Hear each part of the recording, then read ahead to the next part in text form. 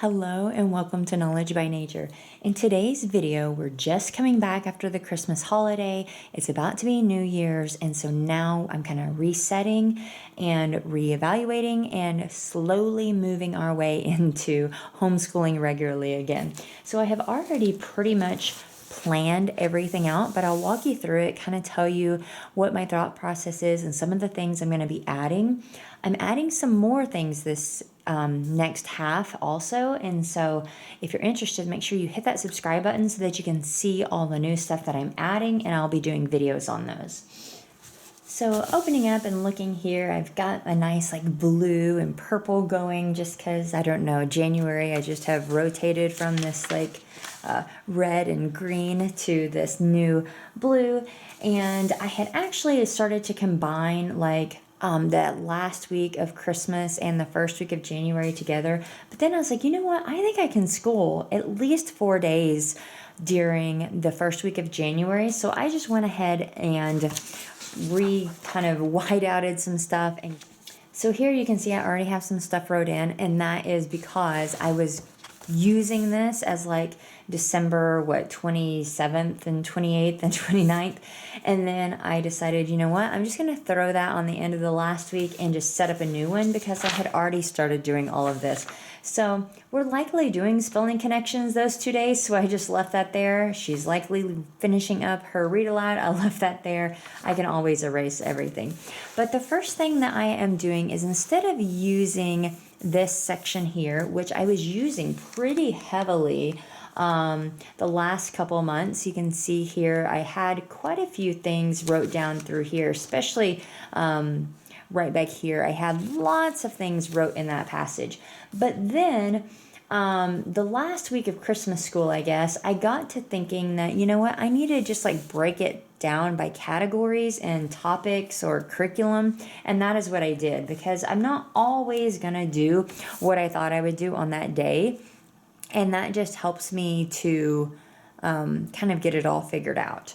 So what I have done is we are going to be starting Redwood Literacy. And this is something that I purchased from Teachers Pay Teachers, and it connects with the Writing Revolution. Now, I've been reading this and studying this, and I really want to incorporate this into our homeschool.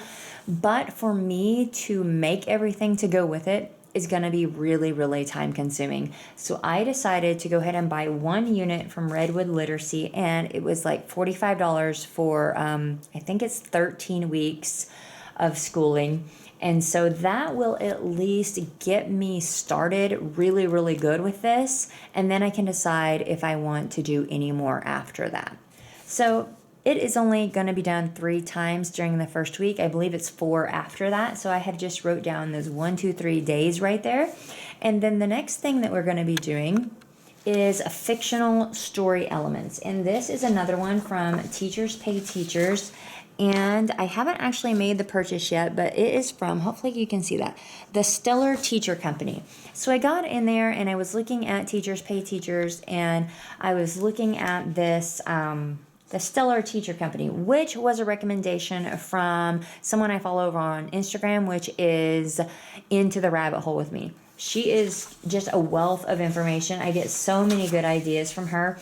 But when I went on to Teachers Pay Teachers and I looked at the previews, if you keep going down on the preview, you can click this button and you can get 1 free lesson. Well, that's what I did, is I wanted to try it out and see like what all do I want from this. And so this is a fiction story elements that we're going to be working on. And it has it all broke down on here. 1 to 2 minutes for connect, a teaching point, the teaching model, a suggested mentor text, which I don't have either one of those. But you know what? What we're doing is we're looking at the story element. We are looking at the characters, the setting, the problem, the challenge, the solution, and resolution theme. Okay. Almost every book has this, right? It has all those things. And so what I did is I went through our books and I decided which ones I wanted to use. Now, it's winter right now, so I went through our winter books. William's Winter's Nap. We're going to do that on day 1, and we're just going to do a verbal stop and jot, which is this sheet right here that comes with that free printable. So you just, who are the characters? What is the setting? What is the theme? What is the problem?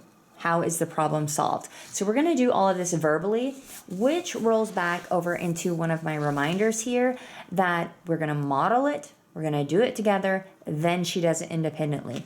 This is a big like teaching thing that I'm trying to like really get a hold of and make sure I do with all of our stuff.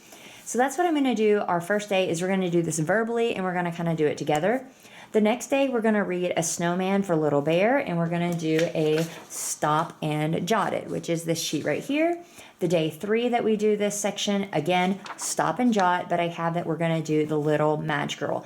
Now, the Little Match Girl is a lot deeper than these other two.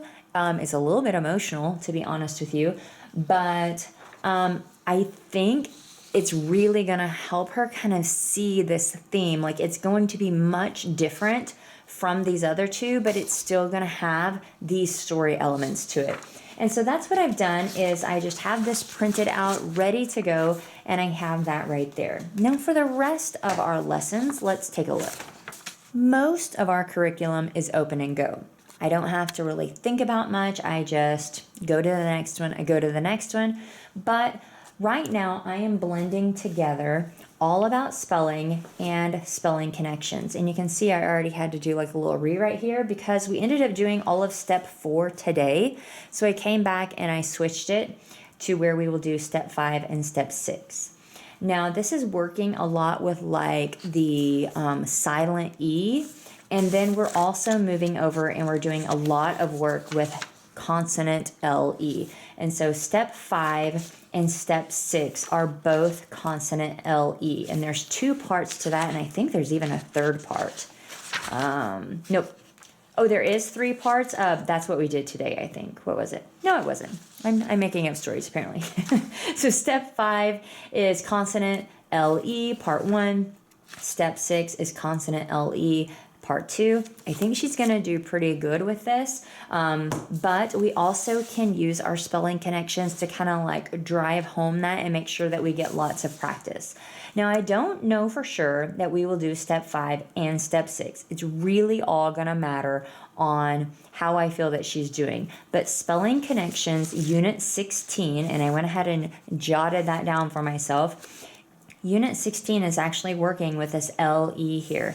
So I think probably after we do step 5 and we kind of do our dictation for that day, we will move over to spelling connections and we will do a couple of pages of spelling connections. And then I will go and we'll go ahead and cover all about spelling step 6. And then I can use unit 16 again the next week to kind of practice those LE words. And so the words that are in here may be a little bit different than the ones that are in All About Spelling, but that's okay because they're practicing the same concepts. So originally I didn't know if this blended quite so well, but so far it's blending really well. And so that is why I'm just kind of making myself some notes here so that I know, okay, I need to do this with All About Spelling, and then this connects with spelling connections. So math, I just have some notes here that I want to really keep working on our multiplication facts, just a constant kind of practice, because with dimensions, it's a mastery. So we're on fractions for a really, really, really long time. And so we're going to be wrapping up our chapter 6 of fractions, but then that actually moves us over into adding fractions, subtracting fractions, multiplying fractions, dividing fractions. So we are still on fractions for quite a few weeks, months possibly. But that's why I want to keep the multiplication facts. And I'm going to go ahead and make myself a note here that we can use wrap-ups for this. I love those little things, and that's something that she doesn't have to write. So it's just something she can use those little wrap-ups with to practice. Now, another thing I'm really focusing on for the remainder of the year is our like language arts, our writing, all that kind of stuff, which we're already seeing some of that up here. But this is new. If you haven't been following me, you may not know this, but if you've been following me, we're going to try this for a little bit. Super duper quick. I'll do a flip through or something on it if you want. Let me know. But it looks like it's going to go rather quickly. That's kind of all of this. So our vocabulary, we're going to do our Sadler vocabulary. These are really, really quick sheets. Homophones, which is my all about homophones here. We're actually just starting at the beginning, which is like first grade, and we're just going to work through there. We will probably do like maybe one a week, not very many. And so this next week we are doing B and B. I already have a sheet ready in our 4th grade notebook here. So again, we did part of it today where I introduced the words, excuse me. I gave the definitions, and then I had her draw me an image to represent both of the words, as well as give me a sentence. Now next week, I'm gonna have her fill in all of these sentences here, which is actually just part of this workbook here, but I'm not for sure if I wanna write in it. So for the next little while, I'm just doing it like that. I'm just doing it like this. I copied all of this from my workbook over into this workbook, and then you can see we also have a tongue twister. So I just copy that over into her little 4th grade notebook, and that way I'm good to go. Like I said, I'm only doing one of these a week, and so I won't have to do that very often, and I can always just take it out if I don't want to use it. Then we will do cursive. Again, with my math, I just kind of looked to see what we had going so I can show you really quickly. So here is Chapter 6 of fractions, which we are currently on. We just wrapped up our last practice, which was, let's see, lesson 4 was a practice here. And so we have 5, 6, 7, 8, and 8 is a practice actually. Yep, right here. We have 8 is a practice, and then we move on to more fractions, just different. So we have adding and subtracting fractions. Then 8 is, let's see, chapter 8 is multiplying fractions and a whole number. And then 9, we finally get off of those fractions and we move over into line graphs and line plots. So then we will be done with 4A. So really, it shouldn't be too much longer before we're done with this, and we're pretty good on schedule. I'm actually about to do a flip through on this one too. If you want to see what is involved with 4A and 4B, and then we've been using the subscription service some, that's going to be a whole different separate video too. But this looks like a lot, but it's not. All this is she's gonna knock this out in like 10 minutes or less. You can see this is only 3 days. This is only 3 days. This will be 3 days, maybe 4. So all of this is what's going to be happening our first full week back after Christmas school. So pretty low key, but still getting some stuff done. Like the math is not new. We're just kind of continuing on with things. One thing I have is I want to start a timer for our morning time and all of our big subjects so that time isn't getting away with us. Sometimes I realize that really a lot of time has passed and we didn't really get a whole lot done. Like maybe we read aloud for a little bit too long and then we're kind of tired and we don't want to do our math. So I want to time some stuff, get those things done. And then if we get done really early and we want to go back and read aloud, by all means, we've got the time. But I just don't want to wear us out doing a lot of reading and all that kind of stuff. And then we're just kind of like, oh, it's 2 o'clock. We don't really want to do math.